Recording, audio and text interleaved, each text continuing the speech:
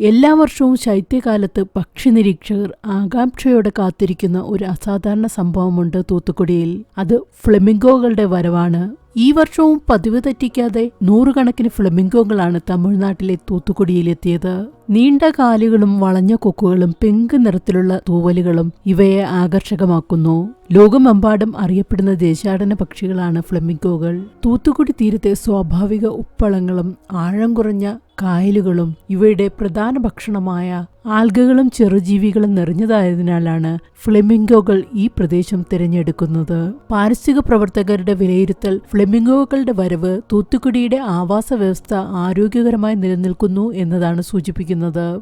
ഇവയുടെ വരവ് തൂത്തുക്കുടിയുടെ ടൂറിസത്തിനെയും ആവേശത്തിലാക്കാറുണ്ട്. എല്ലാ വർഷവും ഒക്ടോബർ അവസാനം മുതൽ മാർച്ച് വരെ ഫ്ലെമിംഗോകളെ ഇവിടെ കാണാൻ കഴിയും. പരിസരമാകെ പിങ്ക് വർണ്ണത്തിലാകുന്ന ഈ മനോഹര കാഴ്ച കാണാൻ പ്രദേശവാസികളും വിനോദസഞ്ചാരികളും ധാരാളമായി ഒഴുകിയെത്താറുണ്ട്.